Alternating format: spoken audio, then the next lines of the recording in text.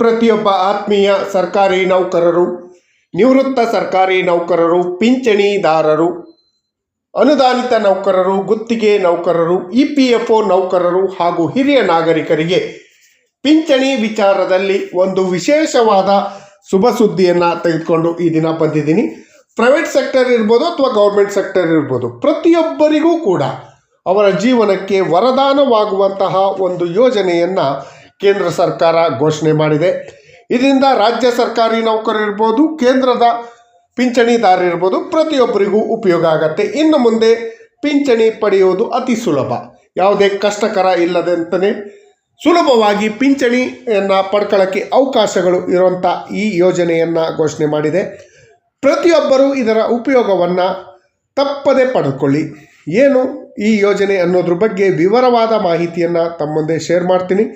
ಈ ಮಾಹಿತಿಯನ್ನು ಶೇರ್ ಮಾಡೋದಕ್ಕಿಂತ ಮುಂಚಿತವಾಗಿ ಯಾರೆಲ್ಲ ಈ ಚಾನಲ್ಗೆ ಸಬ್ಸ್ಕ್ರೈಬ್ ಆಗಿಲ್ಲ, ದಯವಿಟ್ಟು ಕೆಳಗಡೆ ಕಾಣ್ತಾ ಇರೋಂಥ ಸಬ್ಸ್ಕ್ರೈಬ್ ಬಟನನ್ನು ಒತ್ತಿ ಬೆಲ್ ಐಕಾನನ್ನು ಕ್ಲಿಕ್ ಮಾಡಿ, ಆಲ್ ಅಂತ ಮಾಡಿ.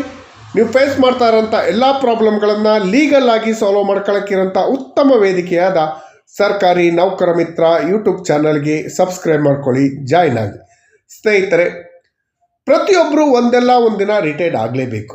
ಸರ್ಕಾರಿ ನೌಕರಿ ಇರ್ಬೋದು ಅಥವಾ ಖಾಸಗಿ ನೌಕರಿ ಇರ್ಬೋದು ಅಥವಾ ಹಿರಿಯ ನಾಗರಿಕರಿರ್ಬೋದು, ಪ್ರತಿಯೊಬ್ಬರಿಗೂ ಕೂಡ ರಿಟೈರ್ಮೆಂಟ್ ಲೈಫನ್ನು ಗೌರವಯುತವಾಗಿ ಯಾವುದೇ ಆರ್ಥಿಕ ಮುಗ್ಗಟ್ಟಿಲ್ಲದೇ ಜೀವನ ಮಾಡಬೇಕು ಅಂದರೆ ಪಿಂಚಣಿ ಅತ್ಯಂತ ಅವಶ್ಯಕ. ಸರ್ಕಾರಿ ನೌಕರರಿಗೆ ಸರ್ಕಾರ ಪಿಂಚಣಿ ಕೊಡುತ್ತೆ. ಅವರಿಗೆ ಪ್ರತಿ 5 ವರ್ಷಕ್ಕೊಮ್ಮೆ ಪೇ ಕಮಿಷನ್ ಮೂಲಕ ಪಿಂಚಣಿಯನ್ನು ಹೆಚ್ಚಳ ಮಾಡುವಂಥ ಪದ್ಧತಿಗಳು ಇದೆ. ಅದೇ ರೀತಿ ಖಾಸಗಿ ವಲಯದಲ್ಲಿ ಏನು EPFO, EPS ಪಿಂಚಣಿದಾರರು ಕೂಡ ಅವರು ಪಿಂಚಣಿಯನ್ನು ಪ್ರತಿ 10 ವರ್ಷಕ್ಕೊಂದ್ಸಲ ಹೆಚ್ಚು ಕಡಿಮೆ ಮಾಡ್ತಾ ಇರ್ತಾರೆ. ಅವರು ಕೂಡ ಪಿಂಚಣಿಯನ್ನು ಪಡ್ಕೊಳ್ತಾ ಇರ್ತಾರೆ. ಈ ಪಿಂಚಣಿ ಪಡೆಯೋದು ಸುಲಭನಾ ಕಷ್ಟನಾ? ಇದ್ರ ಬಗ್ಗೆ ಪಿಂಚಣಿ ಪಡೆಯುವ ಅತಿ ಸುಲಭವಾದ ವಿಧಾನ ಹಾಗೂ 7ನೇ ವೇತನ ಆಯೋಗದಲ್ಲಿ ನಿವೃತ್ತ ಸರ್ಕಾರಿ ನೌಕರರಿಗೆ, ಪಿಂಚಣಿದಾರರಿಗೆ ಬಾಕಿ ಇರುವಂತಹ 30 ಶಿಫಾರಸುಗಳ ಬಗ್ಗೆ ಕೂಡ ಈ ದಿನ ಮಾಹಿತಿ ಇರುತ್ತೆ. ಏನು ಪಿಂಚಣಿದಾರರಿದ್ದೀರಿ, ಈ ಪಿಂಚಣಿದಾರರು ಪಿಂಚಣಿಗಳನ್ನು ಪಡೆಯೋಕ್ಕೆ ಪೇಪರ್ಲೆಸ್ ಆಗಿ ಈಸಿಯಾಗಿ ತಮ್ಮ ಮನೆ ಬಾಗಿಲಿಗೆ ಪಿಂಚಣಿ ಬರುವಂತಹ ಒಂದು ಹೊಸ ಯೋಜನೆಯನ್ನು ಪ್ರಧಾನಮಂತ್ರಿ ನರೇಂದ್ರ ಮೋದಿರವರ ನೇತೃತ್ವದ ಕೇಂದ್ರ ಸರ್ಕಾರ ಘೋಷಣೆ ಮಾಡಿದೆ. ಈ ಯೋಜನೆಯಿಂದಾಗಿ ಯಾರೆಲ್ಲ ಪಿಂಚಣಿ ಪಡಿತಾ ಇದ್ದೀರಿ, ಸರ್ಕಾರಿ ಪಿಂಚಣಿ ಇರ್ಬೋದು, ಖಾಸಗಿ ಪಿಂಚಣಿ ಇರ್ಬೋದು ಅಥವಾ ಸಾಮಾಜಿಕ ಭದ್ರತಾ ಯೋಜನೆಯ ಪಿಂಚಣಿ ಇರ್ಬೋದು, ಈ ಎಲ್ಲರಿಗೂ ಕೂಡ ಉಪಯೋಗ ಆಗುವಂತಹ ಯೋಜನೆಯನ್ನು ಒಂದು ಘೋಷಣೆ ಮಾಡ್ತಾ ಇದೆ. ಈ ಯೋಜನೆ ಜಾರಿಗೆ ಬಂದರೆ ಅತಿ ಸುಲಭವಾಗಿ ಪಿಂಚಣಿದಾರರು ಪಡ್ಕೊಳ್ಳೋಕ್ಕೆ ಅವಕಾಶಗಳು ಇದೆ. ಸ್ನೇಹಿತರೆ, ಅದು ಏನು, ಎಂತಹ ಯೋಜನೆಯನ್ನು ಕೇಂದ್ರ ಸರ್ಕಾರ ಘೋಷಣೆ ಮಾಡಿದೆ, ಇದರಿಂದಾಗಿ ಪಿಂಚಣಿದಾರರಿಗೆ, ನಿವೃತ್ತ ನೌಕರರಿಗೆ ಏನೆಲ್ಲ ಉಪಯೋಗ ಇದೆ ಅನ್ನೋದ್ರ ಬಗ್ಗೆ ವಿವರವಾದ ಮಾಹಿತಿ ಇಲ್ಲಿದೆ ನೋಡಿ. ನಿವೃತ್ತ ನೌಕರರು, ಪಿಂಚಣಿದಾರರು, ಹಿರಿಯ ನಾಗರಿಕರಿಗೆ ಒಂದು ಶುಭ ಸುದ್ದಿಯನ್ನು ರಾಜ್ಯ ಹಾಗೂ ಕೇಂದ್ರ ಸರ್ಕಾರ 2026ರಲ್ಲಿ ನೀಡಲಿದೆ. 2026ರಲ್ಲಿ ಹೊಸ ಪಿಂಚಣಿ ಪದ್ಧತಿ ಬರುತ್ತೆ. ನೇರವಾಗಿ ಪಿಂಚಣಿ ನಿಮ್ಮ ಮನೆ ಬಾಗಿಲಿಗೆ ಬರುವಂತಹ ಮಾಸಿಕ ನೆರವು ಈ ಪಿಂಚಣಿ ಯೋಜನೆ. ಈಗಾಗಲೇ ನೀವು ಹಲವಾರು ಪಿಂಚಣಿಗಳನ್ನು ಪಡೀತಾ ಇರ್ಬೋದು. ಸರ್ಕಾರಿ ಪಿಂಚಣಿ ಇರ್ಬೋದು, EPFO ಪಿಂಚಣಿ ಇರ್ಬೋದು, ಸರ್ಕಾರದ ಸಾಮಾಜಿಕ ಭದ್ರತಾ ಯೋಜನೆಗಳಲ್ಲಿ ಪಡೆಯುತ್ತಿರುವಂಥ ಪಿಂಚಣಿ ಇರ್ಬೋದು. ಈ ಎಲ್ಲ ಪಿಂಚಣಿಗಳನ್ನು ಇನ್ನು ಮುಂದೆ ನೇರವಾಗಿ ಯಾವುದೇ ಹಸ್ತಕ್ಷೇಪವಿಲ್ಲದೆ ಪಡೆಯೋಕ್ಕೆ ಅವಕಾಶ ಮಾಡಿಕೊಡುವಂಥ ಹೊಸ ಯೋಜನೆಯನ್ನು ಕೇಂದ್ರ ಸರ್ಕಾರ ಪರಿಚಯಿಸಿದೆ. ಹೊಸ ಪಿಂಚಣಿ ಯೋಜನೆ ದೇಶಾದ್ಯಂತ 65 ವರ್ಷಕ್ಕಿಂತ ಮೇಲ್ಪಟ್ಟ ಅವರಿಗೆ ನೇರವಾಗಿ ಬ್ಯಾಂಕ್ ಠೇವಣಿ ಮೂಲಕ ಪಾವತಿ ಮಾಡುತ್ತೆ. ಪೇಪರ್ಲೆಸ್ ಹಾಗೂ ಸುರಕ್ಷಿತ ವ್ಯವಸ್ಥೆಗಳನ್ನು ಮಾಡಿ ಹೆಚ್ಚುವರಿ ಬೆಂಬಲ ನೀಡುವಂತಹ ಒಂದು ಹೊಸ ಯೋಜನೆ ಅಂತಲೇ ಹೇಳ್ಬೋದು. ಈ ಯೋಜನೆಯಿಂದಾಗಿ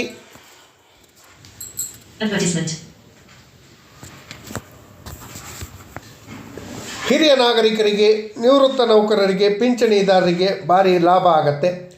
2025ರಿಂದ ಜಾರಿಗೆ ಬಂದಿರುವಂತಹ ಹೊಸ ಪಿಂಚಣಿ ವಿತರಣಾ ವ್ಯವಸ್ಥೆ ದೇಶಾದ್ಯಂತ ಲಕ್ಷಾಂತರ ಹಿರಿಯ ನಾಗರಿಕರಿಗೆ, ನಿವೃತ್ತ ನೌಕರರಿಗೆ, ಪಿಂಚಣಿದಾರರಿಗೆ ಮಹತ್ವದ ಬದಲಾವಣೆಯನ್ನು ತರುತ್ತೆ.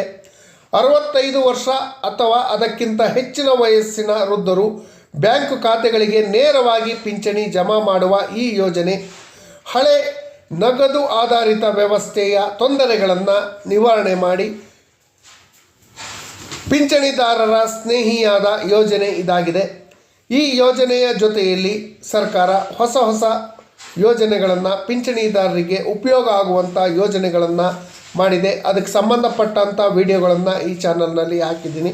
ಅದರಲ್ಲಿ ಇಂಪಾರ್ಟೆಂಟಾಗಿ ಅಟಲ್ ಪಿಂಚಣಿ ಯೋಜನೆ, ಪ್ರತಿ ತಿಂಗಳು 5,000 ರೂಪಾಯಿಗೂ ಹೆಚ್ಚು ಪಿಂಚಣಿಯನ್ನು ಪಡೆಯುವಂಥ ಯೋಜನೆ. ಆ ಯೋಜನೆಯ ಲಾಭವನ್ನು ಕೂಡ ತಾವು ಪಡ್ಕೊಬೋದು.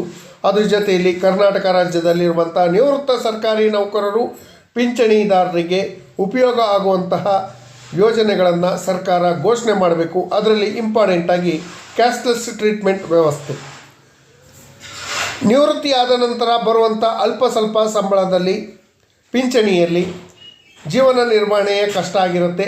ಅದರ ಜೊತೆಯಲ್ಲಿ ಅವರಿಗೆ ವಯೋಸಹಜವಾಗಿ ಬರುವಂಥ ಕಾಯಿಲೆಗಳಿಗೆ ಟ್ರೀಟ್ಮೆಂಟ್ ಪಡ್ಕೊಳ್ಳೋಕ್ಕೆ, ಮೆಡಿಸಿನ್ ಪಡ್ಕೊಳ್ಳೋಕ್ಕೆ ತುಂಬ ತೊಂದರೆ ಆಗತ್ತೆ. ಹಾಗಾಗಿ ಸರ್ಕಾರ ಈ ಬಗ್ಗೆ ಗಮನವನ್ನು ಹರಿಸಿ ನಿವೃತ್ತ ಸರ್ಕಾರಿ ನೌಕರರು, ಪಿಂಚಣಿದಾರರಿಗೆ 7th ಪೇ ಕಮಿಷನ್ ಏನು ರೆಕಮೆಂಡೇಷನ್ ಮಾಡಿತ್ತೋ ಆ ರೆಕಮೆಂಡೇಷನ್ ಆಧಾರದಲ್ಲಿ 10% ಅಡಿಷ್ನಲ್ ಪೆನ್ಷನನ್ನು ತಕ್ಷಣ ಕೊಡುವಂಥ ವ್ಯವಸ್ಥೆಯನ್ನು ಮಾಡಬೇಕು. ಅದ್ರ ಜೊತೆಯಲ್ಲಿ 1/7/2022ರಿಂದ 31/7/2025 ನಡುವೆ ಏನು ರಿಟೈರ್ಡ್ ಆಗಿದ್ರು ಅವರಿಗೆ ತಕ್ಷಣ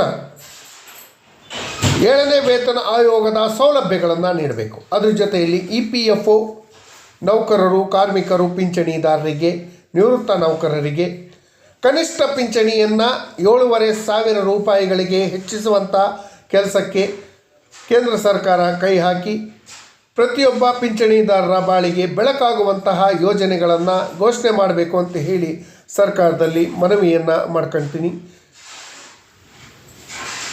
ಅದರ ಜೊತೆಯಲ್ಲಿ EPFO ನಿವೃತ್ತ ನೌಕರರು, ಪಿಂಚಣಿದಾರರು ಪ್ರತಿಯೊಬ್ಬರಿಗೂ ಹೈಯರ್ ಪೆನ್ಷನ್ನನ್ನು ಕೊಡುವಂಥ ವ್ಯವಸ್ಥೆಯನ್ನು ಸುಪ್ರೀಂ ಕೋರ್ಟ್ ಆದೇಶ ಹಾಗೂ ನ್ಯಾಯಾಲಯಗಳ ಆದೇಶದ ಪ್ರಕಾರ ತಕ್ಷಣ ನೀಡಬೇಕು.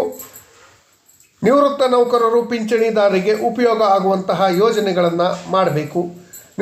ಪಿಂಚಣಿದಾರರು ಪಿಂಚಣಿ ಪಡೆಯೋಕ್ಕೆ ಪ್ರತಿ ವರ್ಷ ಏನು ಜೀವಂತ ಪ್ರಮಾಣಪತ್ರವನ್ನು ಸಲ್ಲಿಸ್ತಾರೆ.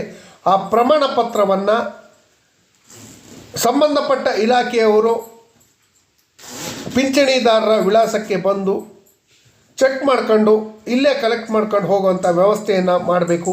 ಅದ್ರ ಜೊತೆಯಲ್ಲಿ ಡಿಜಿಟಲ್ ಜೀವನ್ ಪ್ರಮಾಣಪತ್ರ ಯೋಜನೆ ಇದೆ. ಅದರ ಉಪಯೋಗವನ್ನು ಕೂಡ ಪ್ರತಿಯೊಬ್ಬ ಪಿಂಚಣಿದಾರರು, ನಿವೃತ್ತ ನೌಕರರು ಪಡ್ಕೊಳ್ಬೋದು ಅಂತ ಹೇಳ್ತಾ, ಈ ಮಾಹಿತಿ ತಮಗೆಲ್ಲರಿಗೂ ಇಷ್ಟ ಆಗಿದ್ದರೆ ದಯವಿಟ್ಟು ಸಬ್ಸ್ಕ್ರೈಬ್ ಮಾಡ್ಕೊಳ್ಳಿ, ನಿಮ್ಮ ಸ್ನೇಹಿತರಿಗೂ ಶೇರ್ ಮಾಡಿ. ಧನ್ಯವಾದಗಳು. ಜೈ ಹಿಂದ್, ಜೈ ಕರ್ನಾಟಕ ಮಾತೆ.